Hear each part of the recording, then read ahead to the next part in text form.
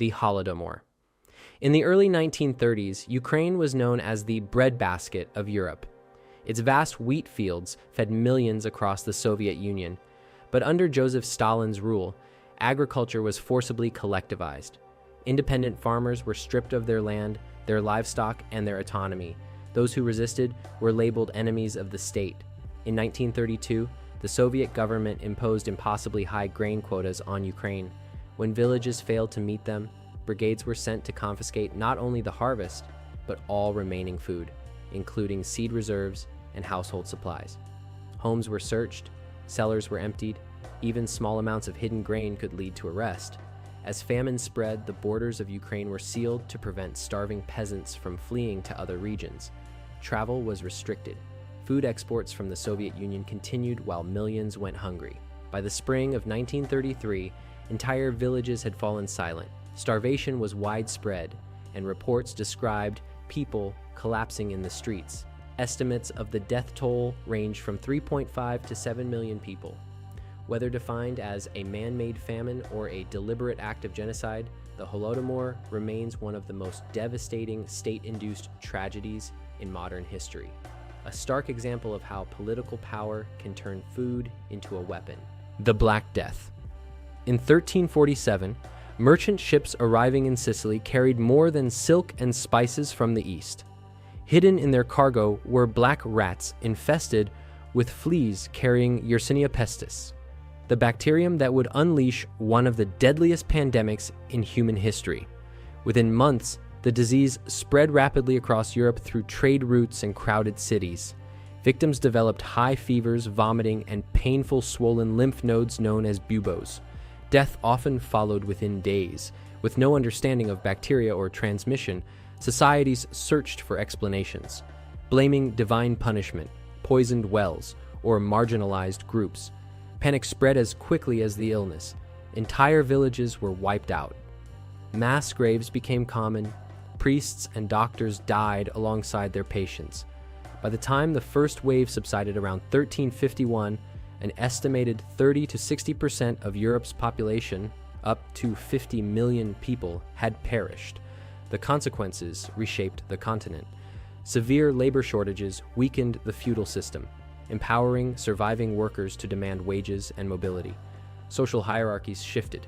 Religious authority was questioned.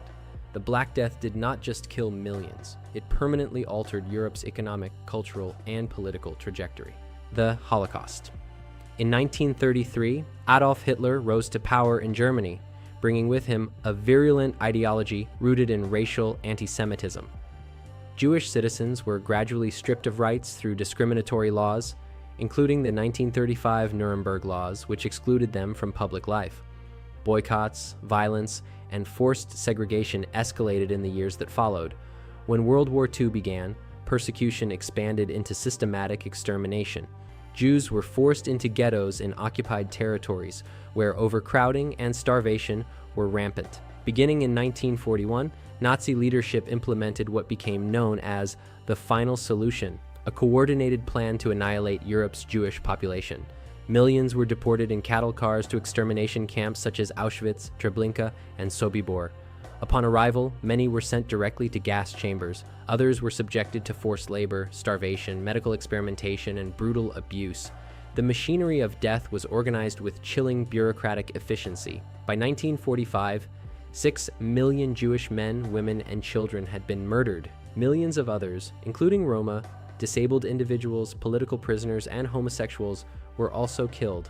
The Holocaust exposed the terrifying potential of state-sponsored hatred and led to the Nuremberg trials, the formal recognition of crimes against humanity, and a lasting global reckoning with genocide and memory.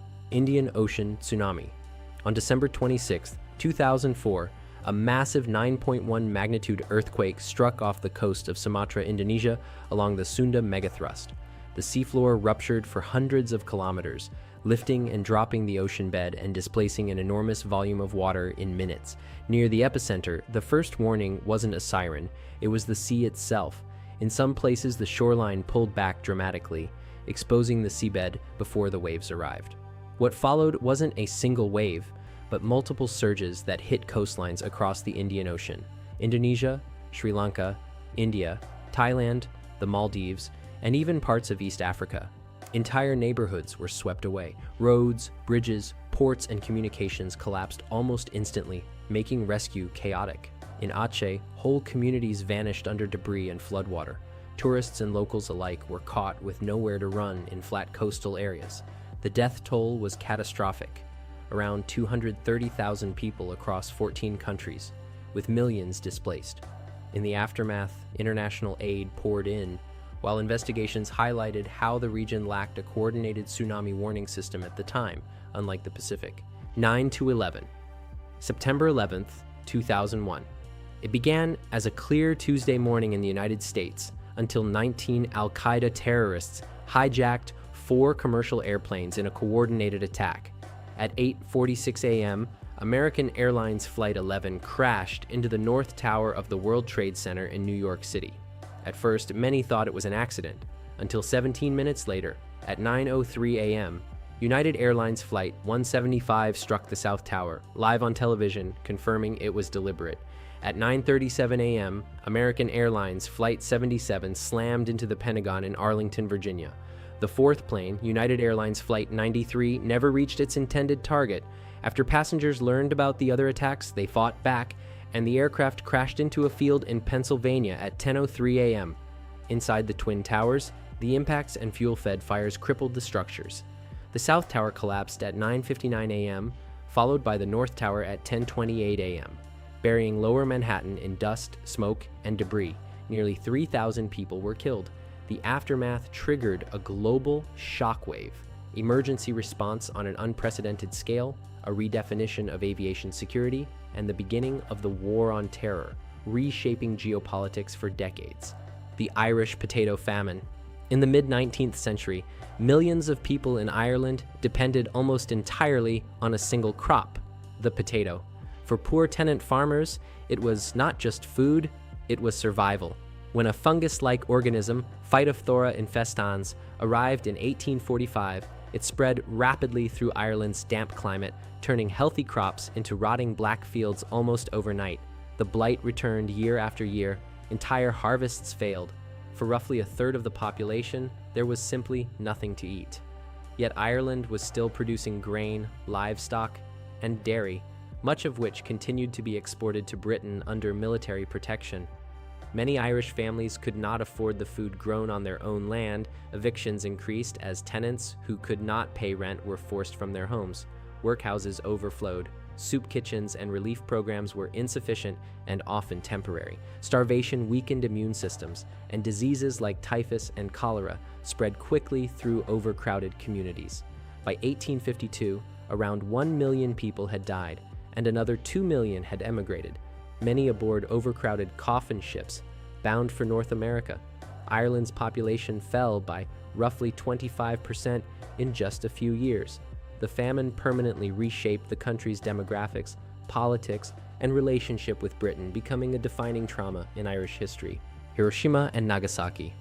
By the summer of 1945, World War II had devastated Europe and much of Asia, but Japan had not yet surrendered.